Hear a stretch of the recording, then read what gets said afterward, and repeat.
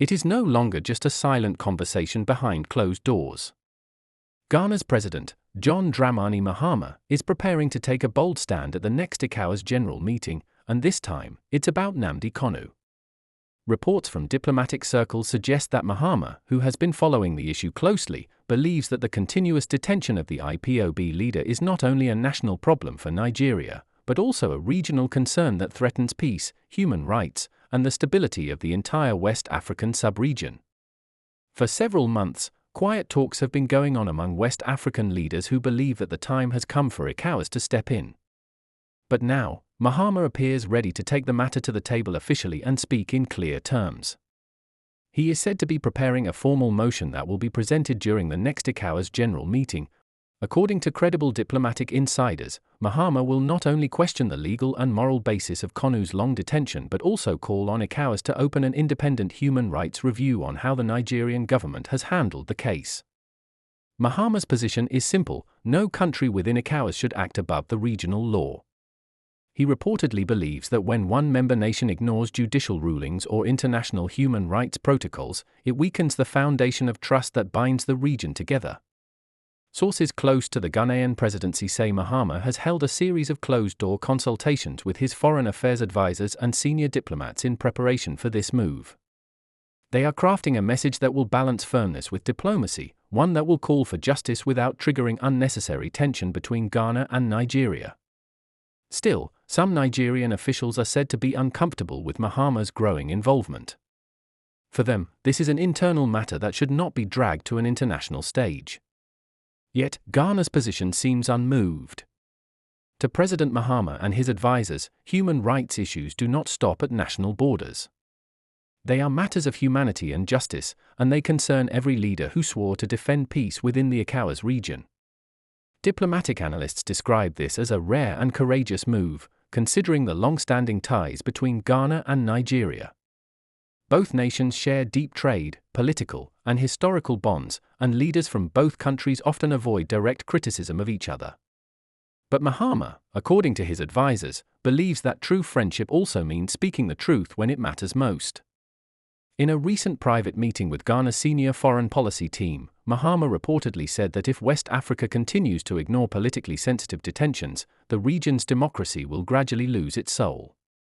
He emphasized that ECOWAS was not created only for trade or border cooperation, but to defend the rights and dignity of every West African citizen. This is why his upcoming move is being seen as a test of ECOWAS' credibility. Will the organization show courage, or will it hide behind political silence? As the date of the general meeting approaches, preparation inside the Ghanaian delegation is becoming intense. Detailed reports are being compiled, including references to past court judgments in Nigeria that ordered Kanu's release, along with ECOWAS protocols on political freedom and fair trial. Mahama's plan is to use facts, not emotions, to make his case clear. He wants to challenge ECOWAS to act not as a club of presidents but as a union of accountability. His expected message is that no government should have the power to ignore its own courts or detain citizens indefinitely without fair judgment. Within ECOWAS circles, this upcoming session is already gaining strong attention. Several other West African countries are closely watching Ghana's approach, some silently supportive, others cautious. Even a few senior officials within the ECOWAS Commission are said to be reviewing how the matter could fit within the meeting's legal framework.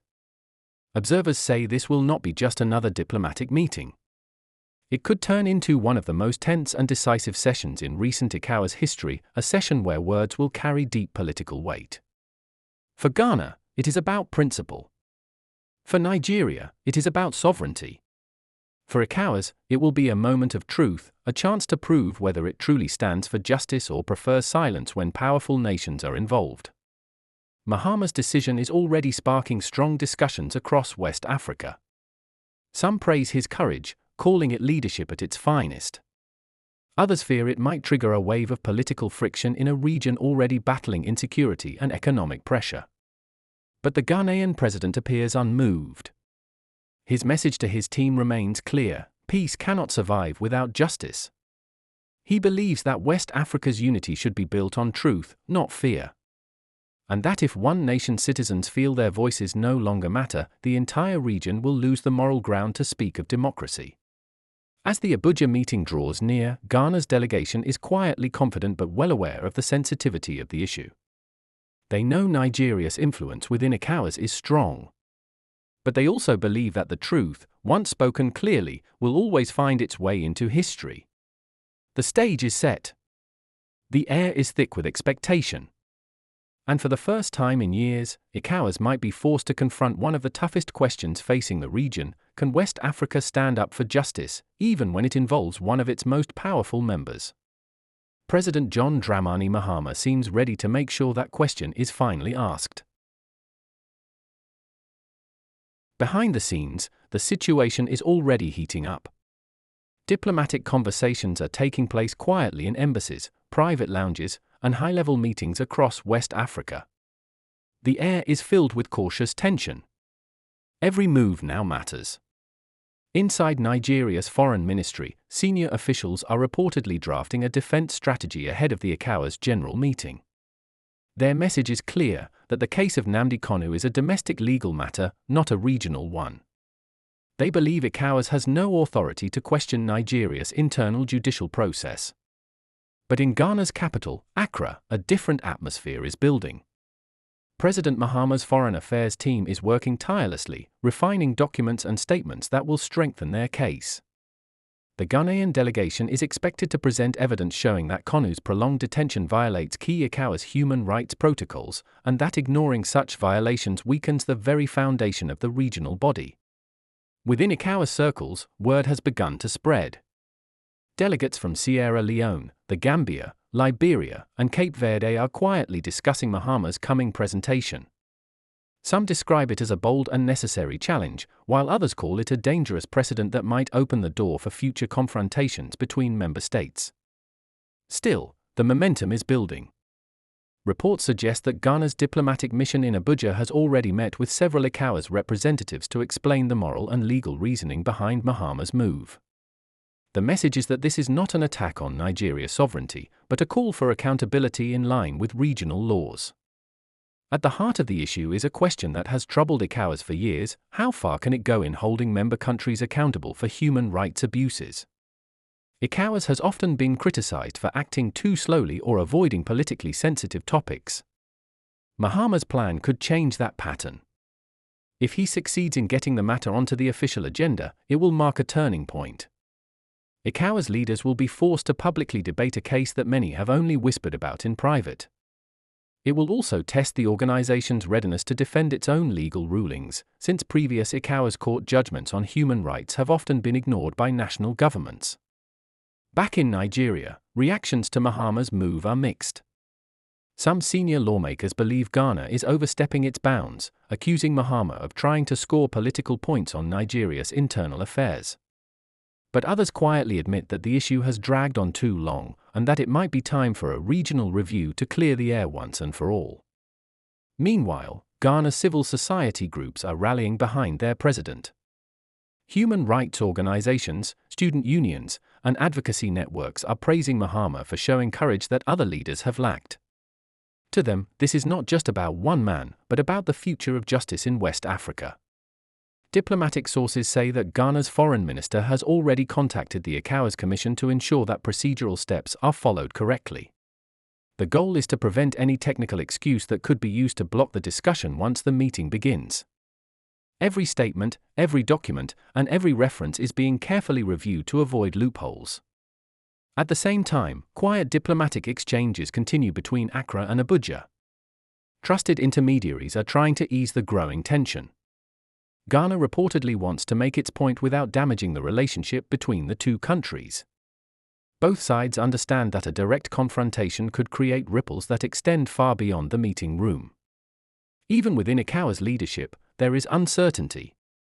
Some fear that allowing the issue to be debated could divide the organization along political lines.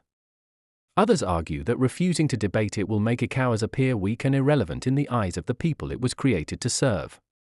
As the days move closer to the meeting, media outlets across West Africa are preparing to cover what they now call the Abuja Showdown. Analysts predict that it could be one of the most watched ECOWAS sessions in years, especially given the global attention already surrounding Nnamdi Kanu's detention. President Mahama, however, is said to remain calm. Those close to him describe his attitude as focused, disciplined, and determined. He knows that many will try to discredit his intentions, but he believes the truth must be spoken, even if it makes others uncomfortable. In his view, this is not a Ghana versus Nigeria issue. It is about the credibility of leadership and the soul of democracy in West Africa. If ECOWAS fails to act when basic rights are violated, what then remains of its founding purpose? The stage is gradually being set for a confrontation of ideas, not insults. Diplomacy will be tested, alliances will be questioned, and leaders will be forced to show where they truly stand. The silence is breaking. The region is watching. And when the ECOWAS meeting begins, President John Mahama's words may echo far beyond the conference hall, possibly reshaping the political landscape of West Africa for years to come. In the weeks leading up to the ECOWAS General Meeting, attention across West Africa begins to shift. Political analysts, journalists, and civil society leaders are all watching closely. The anticipation is heavy. Everyone knows that something different is about to happen, something that could redefine how ECOWAS handles justice and political accountability in the region. Inside Ghana, preparations continue with quiet intensity. President John Dramani Mahama holds several high-level meetings with his advisors, security chiefs, and foreign policy experts. Every word of his upcoming address is being reviewed, every fact verified. For Mahama, this is not just another diplomatic appearance, it is a moral duty. He wants to ensure that when he speaks, his message is clear, balanced, and impossible to ignore. According to information from diplomatic insiders, Mahama's strategy is built around one central idea: West Africa cannot claim to protect peace while ignoring injustice. He believes that the case of Nnamdi Kanu is not about politics but about principle, the right of every citizen to be treated fairly under the law. In his planned speech, Mahama intends to remind ECOWAS that justice delayed is justice denied, and that silence in the face of injustice is a betrayal of the values the region claims to uphold. His approach, according to those who have seen early drafts, will be calm but firm, not accusatory, but deeply challenging. Meanwhile, in Nigeria, quiet anxiety is growing. Government officials are reviewing possible outcomes of Mahama's move. They understand that once the topic reaches the ECOWAS floor, it could attract more international attention than ever before.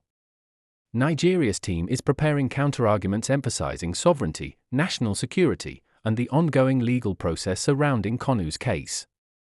At the ECOWAS Secretariat in Abuja, staff are working overtime to finalize the agenda. The topic of political detention and regional stability has reportedly been listed as one of the key discussion items. Diplomats from smaller member states have started coordinating among themselves, trying to understand how the debate might unfold. Media outlets across Africa are already building their coverage plans. Major international networks are expected to broadcast from the venue. Commentators describe the upcoming session as a moment of truth for ECOWAS, a test of whether the body will act as a true guardian of democracy or continue as a ceremonial union of leaders. The mood among West Africans is mixed. Many citizens, especially young people, see Mahama's decision as a sign that leadership with conscience still exists in the region. Social media conversations grow louder by the day, with hashtags calling for ECOWAS to stand for justice. On the other side, some political voices warn that the debate could create tension between two of West Africa's strongest nations. But Mahama seems unfazed. In his recent private address to members of his administration, he reportedly said that peace built on silence is fragile. He believes that true peace must come from fairness, truth, and respect for the law. According to him, no country should feel threatened by justice because justice protects everyone, both the powerful and the powerless.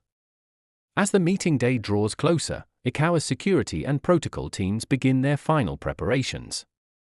Delegates from across the region start arriving in Abuja.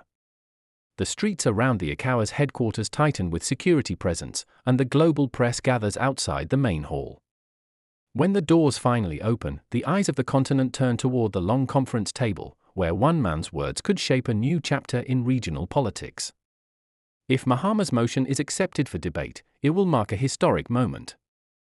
It would mean ECOWAS is finally ready to confront one of the most controversial human rights cases in West African history. If it is rejected, it will confirm the fears of many that the regional body still fears confronting its most powerful members. Whatever the outcome, the impact is already visible. Mahama's stand has reignited discussions about justice, leadership, and accountability across Africa. Human rights groups have praised his courage, calling him a voice of conscience in a region where silence often wins. Even critics are admitting one thing, that the Ghanaian president has forced ECOWAS to look into the mirror and face its responsibilities. In the days following the meeting, whether ECOWAS acts or not, the story will not end there. Mahama's action will remain a reference point, a statement of moral leadership that others may follow. For many Africans, it will prove that one leader's voice can still challenge a system and awaken a continent's conscience.